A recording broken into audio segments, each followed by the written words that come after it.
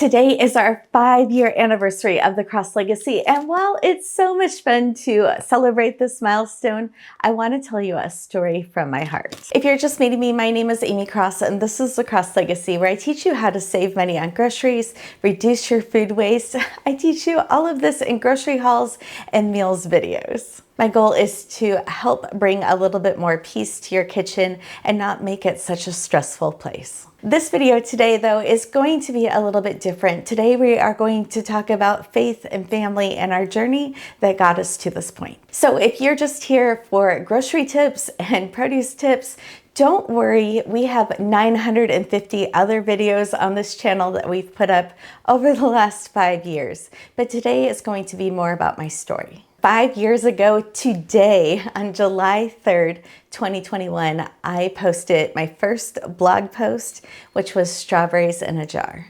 At the time, I had no idea that one post, one tip was going to end up changing my life. But the story actually starts before this, in the middle of the pandemic. We lived in the Seattle area where we have been born and raised and lived 50 years of our lives. And during that time, we were up to 5-month mark of staying at home because of COVID. And during that time, it was such an uncertain time and people were so scared. A lot of people were trying not to leave their house but once every 2 weeks.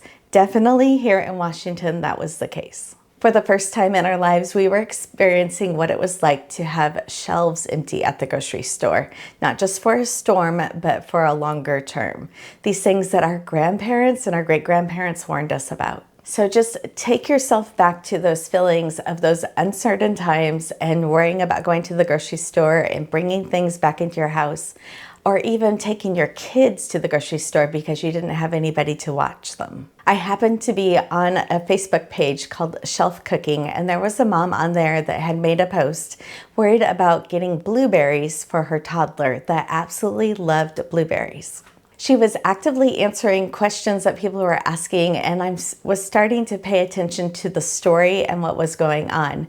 At first, I thought that he was just eating all the blueberries within the first 4 days, and she didn't want to go back to the grocery store for 10 days to make sure that she wasn't leaving the house more than once every 2 weeks. People were telling her just to buy more berries so she would have more, and then that's when we realized that she thought blueberries only lasted for 4 days. So I happened to pop on there and say, what do you mean they only last for 4 days? The berries in my fridge are a month old right now. This blew up. There were so many comments on this page, and it just went on for a couple days as I was sharing some tips on how we had berries in a refrigerator that were a month old. This was also just the last few days of June when this all started, so it was peak berry season. There was no reason why your berries should only last 4 days. I started answering questions on how I wash them and how I kill off the mold spores on the berries so they last longer. And it was actually kind of shocking to me that I just assumed everybody washed their produce when you brought it home or brought it in the house. I grew up on a large farm, and even things that we grew out in our own garden, we washed when we brought it in. So Jordan was the one that owned this Facebook group, and I had looked up to her for many years, and she ended up sending me a message, which made me giggle and scream and all of the things to get a message from Jordan.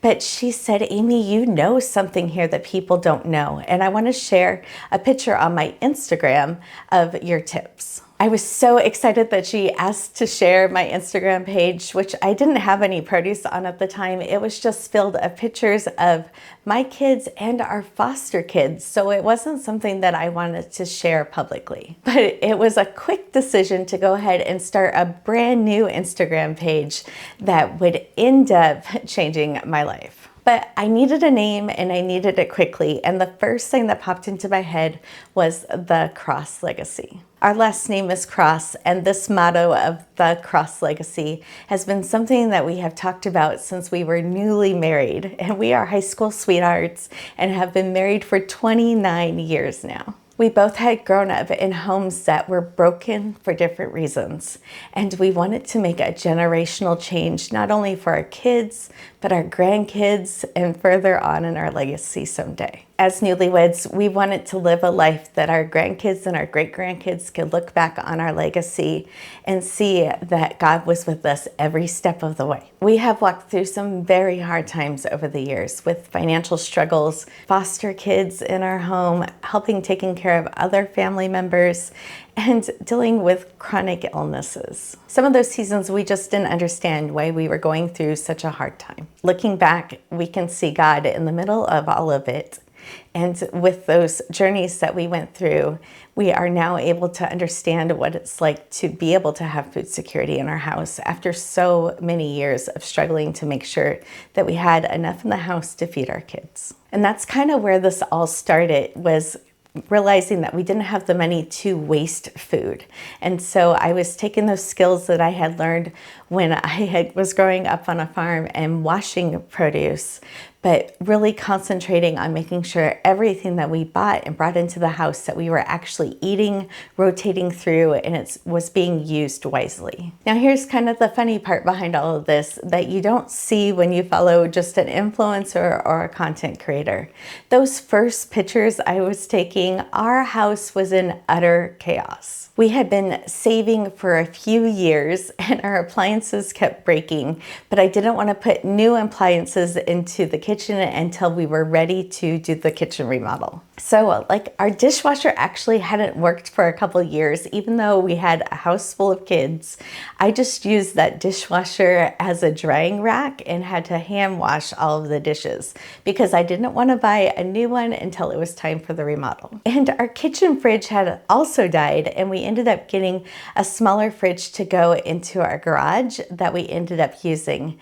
Now I had a whole house full of littles at the time, so every time I had to go get something out of the fridge, I had to do 2 flights of stairs down and back up again while I had toddlers upset at the gate. The reason I had a fridge picture even on my camera roll was because we finally got a brand new fridge, but it was sitting in my living room. During those first 2 weeks that Mike had off work during the pandemic, he had started the demolition of our kitchen, thinking that the cabinets and the appliances that we had ordered months before would be there any day. What we didn't know after he ripped out everything out of the kitchen but the kitchen sink is that we wouldn't be able to get those cabinets or those appliances for 6 months. So some of those very first Instagram pictures that I posted, it was actually on large cardboard boxes that had our new appliances in it that were just sitting in our living room waiting for cabinets to arrive. We went through months of being able to see all the way up to the roof because the ceiling was open.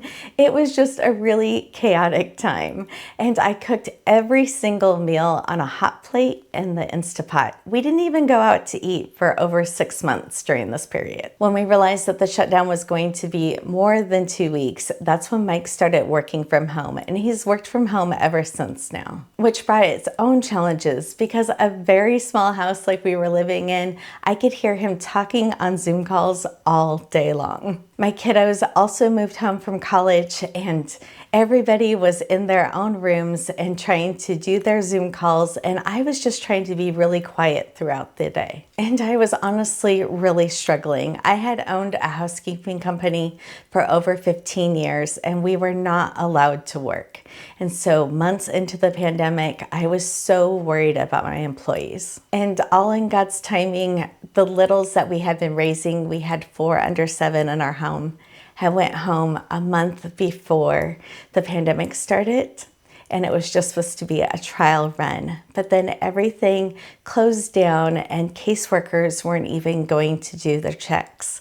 So it was a lot of worrying about littles that I loved a lot and not getting any information. So needless to say, I was having a really hard time.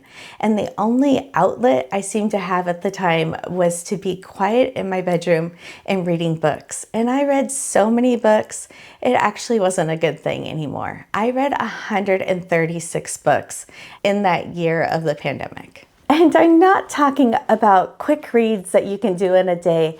I was reading major novels. I think I was searching for a purpose, and I had no idea what God was going to do to make this into the Cross legacy and how I am changing lives every single day. I was in such a low space and I did not know how to get out of it. I think I was searching for a purpose and didn't know what was going to happen, but God had a plan all along.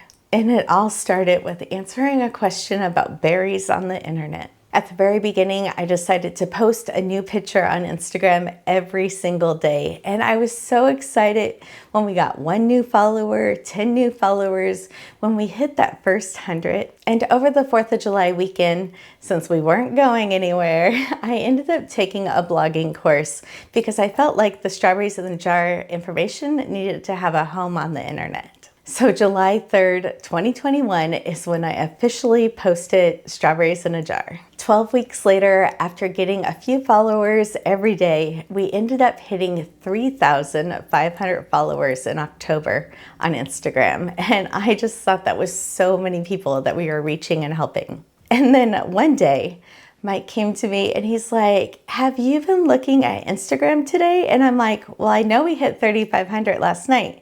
And he's like, no, look. And every time we would swipe, there would be 100 more, 1,000 more, 1,000 more. And by just a couple hours later, we were at 25,000 followers. We found out that somebody on Facebook had shared my tips and a picture of her refrigerator, giving me the credit for where the strawberries in the jar instructions came from. That post has now been shared by thousands of other groups without giving credit. But that original strawberries in a jar post is what kicked everything off. By the next day, we had hit 65,000 followers on Instagram. And by the next week, the media all around the world was picking it up. But here's what I want you to understand. Even though my TED Talk is titled How Strawberries Changed My Life, strawberries isn't what changed my life. God did. The strawberries was just simply the vehicle that ended up happening that lets me be able to touch so many hearts every single day. My friend Leslie said one day, Amy, you don't have faith of a mustard seed. You have faith of a strawberry seed. Now when I look back at every single hard season of my life or hard thing that I went through, I realized that God had a plan the entire time. The years of financial struggles, the years of chronic illness, the years of living with other people's drama that was affecting our lives. During that time, in the good times and in the harder times, we realized that to get our budget under control, the best thing to do was getting our grocery budget under control.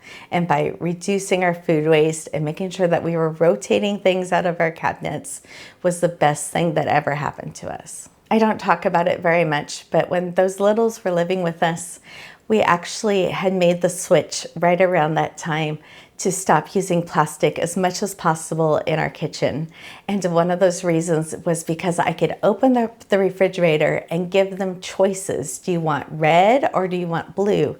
Because they didn't know the names of things. So when I could open up the doors of my refrigerator and they were standing at my feet and could just point at what they wanted, it made my life so much easier. So again, strawberries in a jar wouldn't have happened if we hadn't opened up our home and our hearts to the littles, even though we didn't understand why they left. So since then, we have continued to put up content on all of the platforms, and we're never running out of ideas. We put an ebook on Amazon at the beginning because people wanted our produce tips, which ended up being a seasonal series by the end of it.